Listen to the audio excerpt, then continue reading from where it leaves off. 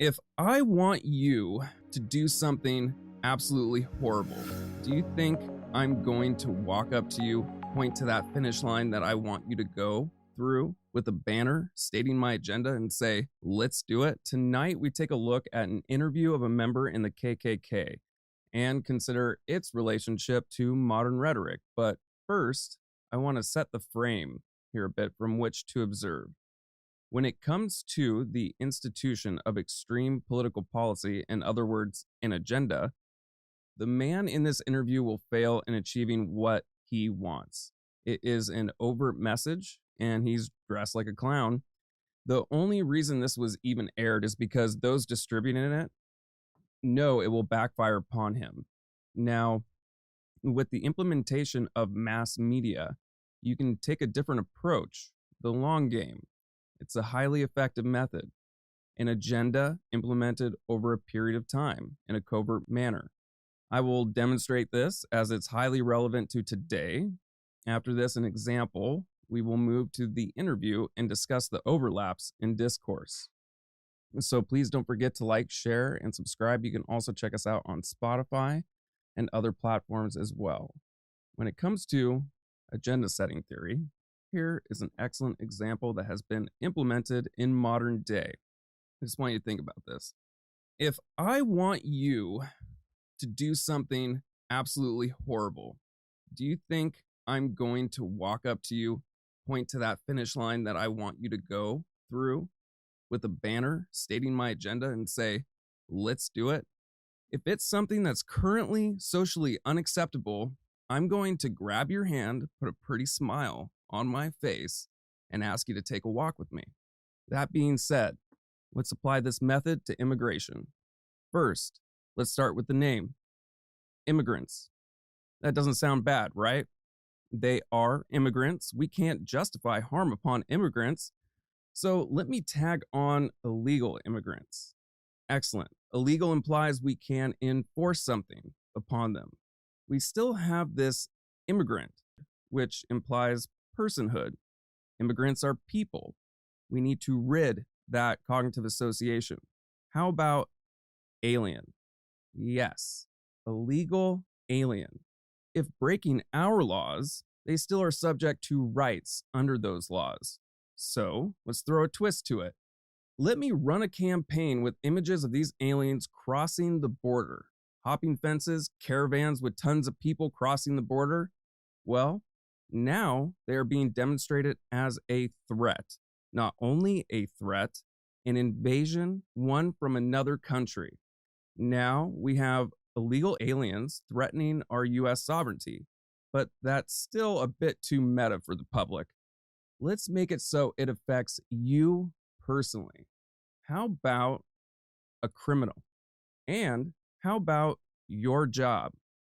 Most of us have faced some sort of injustice or been victimized and need to earn an income. You can relate. Let's run a campaign highlighting the criminals that exist already in this country and how you might not be able to support your family. Perfect. Criminals pose a relevant, immediate threat, and they must be stopped, and your well-being and your families is in danger. Where to put them? They're being housed in hotels. Criminals don't deserve hotels. Better yet, criminals that are a threat to our US sovereignty. Let's cut the funding, but we still need a place to put them. You know, we do have a place called Guantanamo Bay, or how about internment camps? Those were popular and effective in World War II when under threat from a foreign power, that being Japan. Lastly, let's emphasize the cultural threat to our way of life. What's close to us? Our pets? That's a good one. Good. Let's propagate that they are eating our cats and dogs, just in case. Now, I've walked you 2 steps away from that finish line. I let go of your hand, and you'll walk across that finish line with ease, fulfilling my agenda, every want and need. I can justify the housing and deportation of these criminal aliens devoid of humanity, eating cats and dogs who are attacking our US sovereignty. We are under threat, and they deserve no rights under our laws as foreign invaders. The above events demonstrate an agenda instituted for over a decade. All are examples that have been tactically employed. You didn't always believe this. You didn't even always use this language. Remember? You have been fed this, and we are what we consume. It's been done before, and it will continue to happen again and again. This is agenda setting theory, specifically the long route. Cognitive associations are extremely powerful tools. You can walk each step to where you want to take someone. It's an amazing thing. So, ladies and gentlemen, it is my humble duty tonight to introduce you to the Grand and Imperial Wizard of the Invisible Knights of the Ku Klux Klan, Mr. Bill Wilkinson. Oh, Imperial Wizard, can you tell me and us, 100 years after your predecessors set the South aflame with the cross burnings, lynchings, and other events, you should be bothering this country still? To begin with, I believe a slight rebuttal is in order for your opening statements or the opening statements that was made about the Klan. We are not anti-Catholic. We are not anti-Semitic. We believe in the white race. We believe that at this point in time that white Americans are being treated as second-class citizens, that the federal laws, the civil rights laws, have created a dual system of justice in this country, a set of federal laws that protects the interest of minorities and local and state laws. But Grandin, bam, there it is. What have we been hearing? Just that. Federal civil rights laws. For example, those enacted through the DEI, Diversity, Equity, Inclusion, and DEIA, Diversity, Equity, Inclusion, and Accessibility, which are currently being retracted. For example, specifically the Executive Order 11246 put in place in 1965, specifying non-discriminatory practices and affirmative action in the federal government. And if you don't believe me, please see Trump's executive order titled Ending Illegal Discrimination and Restoring Merit-Based Opportunity. It's all there in black and white. Wizard, if I may, of white people. If I may interrupt, if I might be so bold as to interrupt the Imperial Wizard, it says on a sheet that you people hand out to the young and the youths of our high schools, it says, if you want to join the Klan, quote, I swear that I am of white, non-Jewish heritage. Are you fed up with special privileges given to blacks? That's a quotation from your own literature. Absolutely. Heard that right? Affirmative action, things like that. Well, now, what do you mean you're not anti-Semitic? We are a Christian organization. We also don't allow Buddhists or Muslims or atheists in the organization. When did you take in the Pat Buchanans? When I was a kid in Dubuque, Iowa, the Ku Klux Klan, which was then fairly powerful in Indiana, about 1922 or 3, somewhere in there, you were anti-Catholic. The Klan has had different views from time to time on lesser issues. Mm-hmm. The one issue we've never changed on is that of segregation. We believe that God has commanded us to separate ourselves from other races. In fact, that's not a unique stand. Billy Graham, just a few years ago himself, segregated his crusade audiences. He preached segregation. The Southern Baptist and the National Baptist, one was black, one was white. Billy Graham back then, I just want to say on the side note, huge in the current cultural movement that we have today. I recommend an excellent book, John Wayne and Jesus, something like that. But basically it describes how the modern right has built this cultural archetype, what it means to be a man, and employed it in order to retain votes and power within the public. Practice and preach segregation. So we didn't invent segregation. We just still believe in it. Let me ask you about something, and you did correct it, let me say, before the show started, something I was unaware of. But there are a number of Klan organizations, and I gather it is not yours, who march in tandem, arm in arm with members of the American Nazi Party. Now, the Nazis were responsible for the murder, not simply of Jews in Germany, but American pilots, American soldiers, They're guilty of all manner of horrid atrocities. They have on their, I guess, on their record some 250,000 American dead. Now, why would any patriotic American, or one who calls himself a patriotic American, be anywhere near the swastika, the insignia of Hitler's Germany? Well, as you conceded before the show, I did clear up that point. The Klan, the Invisible Empire, which I head, detests Nazis as much as we do communists. But I'd like to make one thing clear, that there's too much hype today about the Germans and the Nazis. Let's not forget that the Japanese bombed Pearl Harbor and they led to death marches in Bataan. I don't believe that we should condemn all of the Germans for something that happened in Germany 40 years ago. And I do condemn what Hitler did. Why would any patriot, someone who calls himself a patriot, and a Klan's groups with which I guess you're associated with members, if not the leadership, why would they march with people who are march under the swastika? We don't. You don't. Why do your colleagues do that? I believe, to make it clear at first, we're the only national Klan organization left. There have been those that have come and gone. No, he says he don't. I think you know the reality of it. It's sort of like the political parties, the Democrats, Republicans, American independents. They come and they go. They splinter and they regroup and rejoin. Right now, we are the major unquestioned Klan organization in America. There's some people that we have expelled from our organization that will start other branches. In their anxiety to get membership and support, they will join with anyone, including Nazis. This is not your organization, doesn't believe that. But I believe a quote by you I read in a book on the Klan today. You were denouncing the quote, I think it was Jew-controlled media. Have you used that term? I may have used that term. It's a direct quote. I may have used that term some years ago. What do you mean by that? But I don't mean by that anything at this point in time. I believe that a lot of Jews are prominent in the media, but I believe a lot of Baptists and a lot of Methodists and a lot of other people are. Why would you use the term Jew-controlled media? You don't run around saying the Baptist-controlled media is keeping us off the air. I no longer use that term. It's been a number of years ago that I would have made that comment, and I'm not apologizing for what I might have said at that time. All right, let's talk about blacks. All right. Why? Wait a minute. I want to go. My brother came back from the airborne in Vietnam, and he told me, that of the bodies that he took out as a medical officer, he said, 50% of those guys were black kids. Served in the United States and Vietnam. This was it was a crack frontline unit. And these were American blacks who died in higher numbers for their country in Southeast Asia in that war than did white Americans, as a matter of fact, in the Vietnam War. Now, how can you be against a race which contains people who are out there fighting for their country just as much as white Christian Protestant Americans are? That's something else that needs to be cleared up, Pat. We're not against the... Interesting how he separates the white Christian, the quote unquote. He doesn't include the thoughts of Christianity to be part of that population. Interesting how he segregated that. Race. We're not against. We believe in free enterprise for this country. We believe that everyone should have the same rights. So there we go. Free enterprise, right? Capitalism. We're not going to institute any regulations, things like that. Hear it?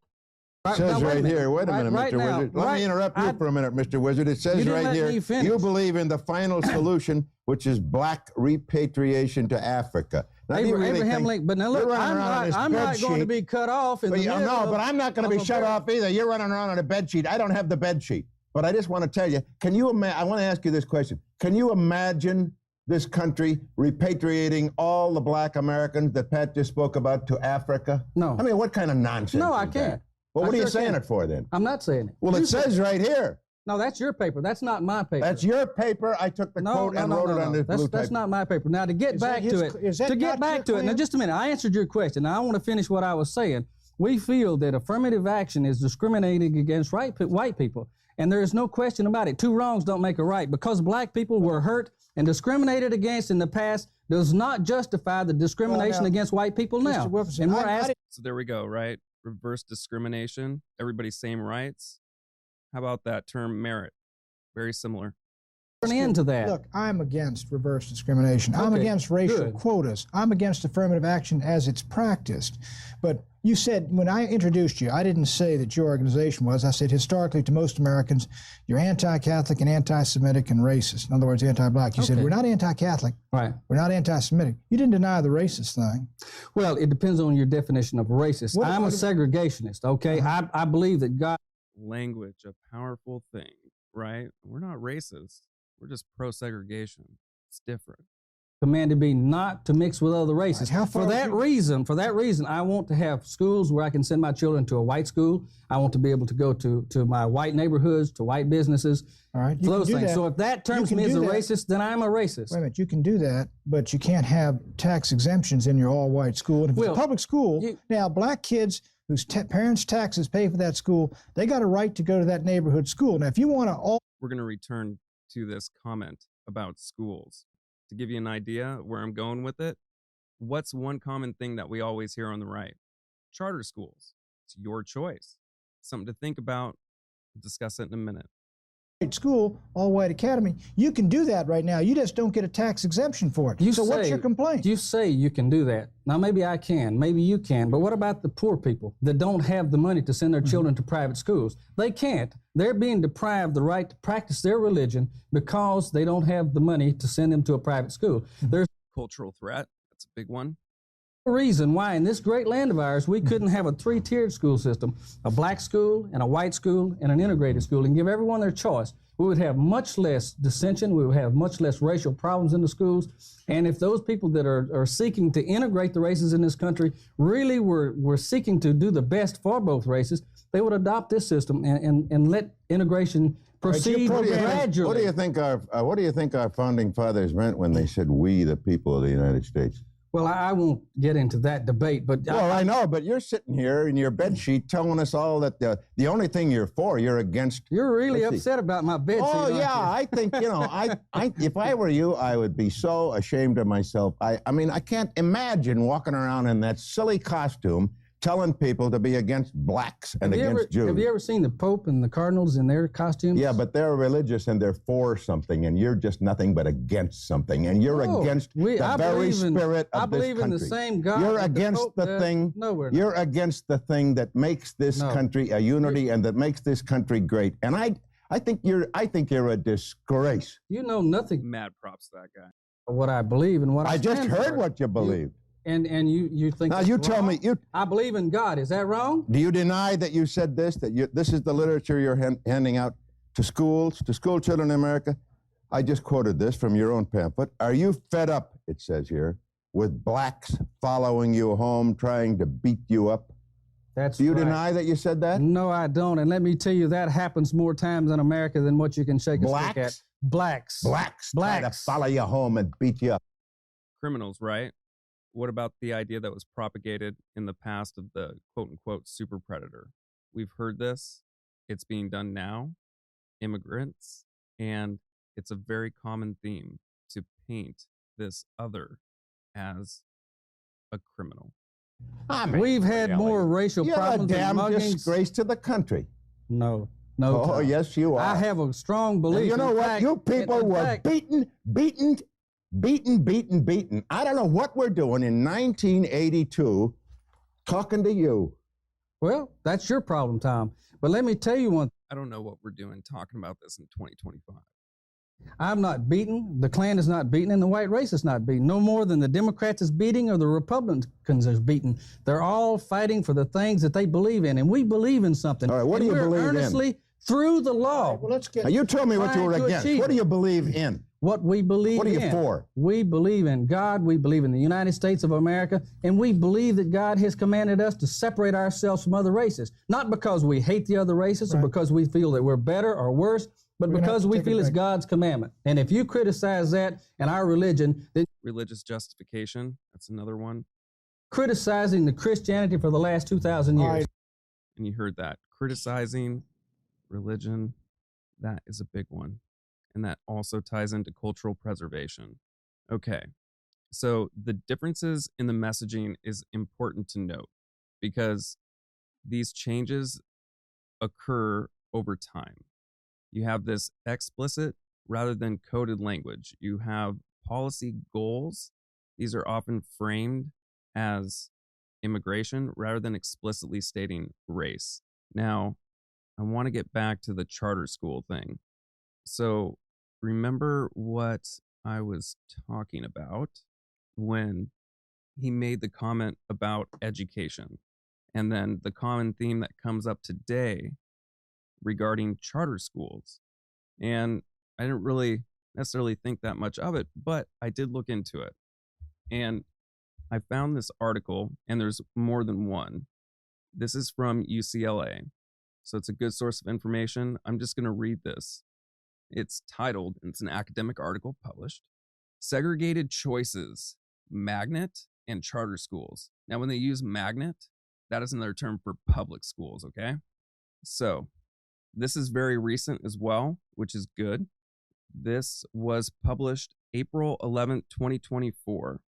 This analysis describes levels of diversity in a comparable subset of schools to enable policy relevant comparisons between charter and magnet schools, public schools. We examined schools in districts that had at least 5 charter schools and 5 magnet schools in any year since 2000. This selection includes most of the 100 largest school districts since both types of schools developed mostly in large urban districts. This sample is especially relevant to choice policies because it allows comparisons in the same districts where both types of school choice have been tried at a significant level. This study describes the level of segregation in recent decades in large districts which had a significant presence of schools of both types. Now, it's good that they chose these large districts to demonstrate this, right? Obviously, if you have a charter school and a primarily white population, it's going to show that. If you go to these larger school districts, which are more diverse, then you got a good sample to pull from. Executive summary, abstract. Comparing charter and magnet schools is important yet complex. Different cities have different demographics and legal and educational histories. Some have a significant presence of only one of the two types, among other differences. This analysis describes levels of diversity in a comparable subset of schools to enable policy-relevant comparisons between charter and magnet schools. We examined schools in districts that had at least 5 charter types of schools developed mostly in large urban districts. Again, important.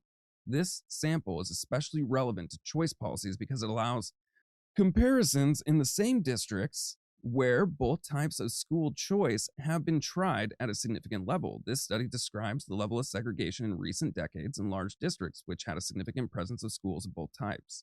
The new data on school segregation produced for this report supports the following major findings. Charter schools grew rapidly in the last 20 years, with enrollment eventually surpassing magnet schools by more than 1 million students in recent years. Charter school enrollment grew especially fast, up approximately 900% since 2001.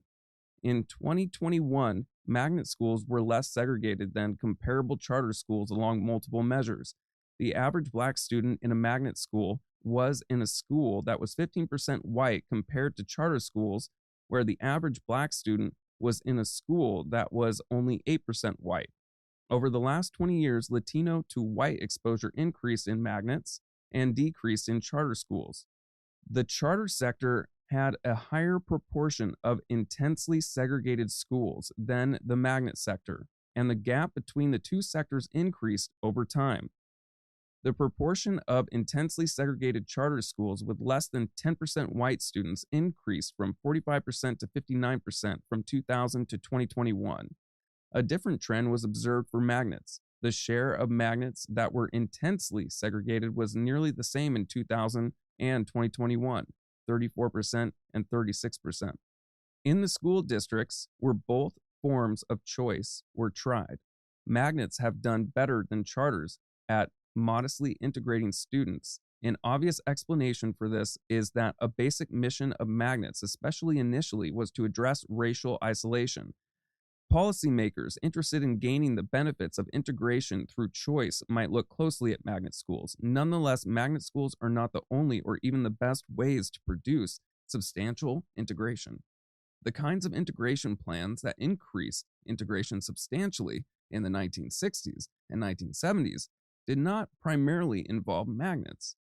The higher segregation in charter schools observed in this analysis, coupled with other studies with similar findings,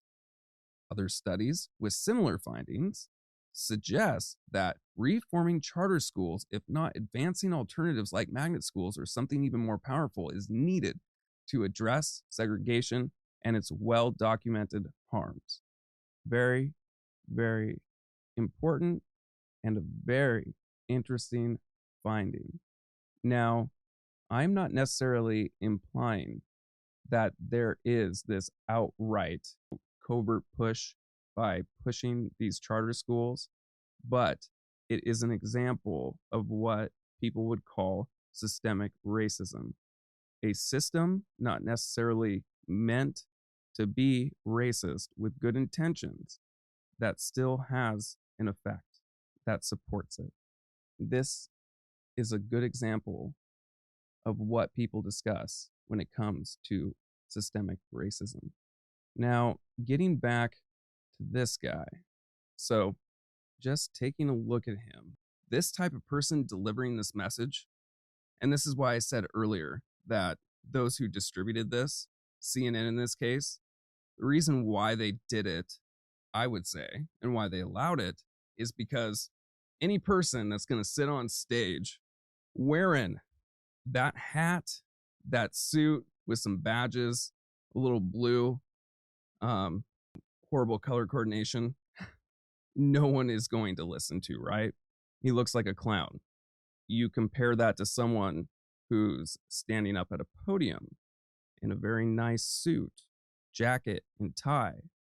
That grants something else. It portrays a different image. It portrays credibility and authority. This does not, it's really important to consider who is delivering the message and why they could be chosen, because it matters. It really matters on how much that message will be accepted. It is very dependent upon who is delivering it. It's very important. But I'm going to get more into that in another night. So, again, I want to address these cognitive associations and these changes to our language because they make a dramatic difference. And it is extremely relevant today. And you can see this. And I can demonstrate it. If you take a look at my video about rebranding racism, that is an excellent example with its institution. For example, with this term preference and merit. And if you really want to take a look, don't want to watch the video, well, you can just go and read it in black and white because it's a presidential action titled Ending Illegal Discrimination and Restoring Merit-Based Opportunity. And I suggest taking a very close look at the use of the terms preference and merit, specifically preference, even more. So I hope everyone possibly got something out of this. If it challenges your beliefs, even better. For those who may agree with it, please share it with someone whose beliefs it may challenge. It's important that we question our beliefs from time to time and take them off the hanger because we definitely get used to them. So thank you for watching tonight. I do hope that this brings some thoughtful considerations on how agendas are pushed over time in the media, and you can see its relevance to today. And as the man said, I don't know what we are doing talking about this in 1982, and I don't know what we're doing talking about it in 2025. Thank you very much for watching. Please don't forget to like, share, subscribe. You can check us out on Spotify and other platforms, and you can visit www.tospeakonline.com for more content as well. For example, articles. Have a great night. Thank you for joining.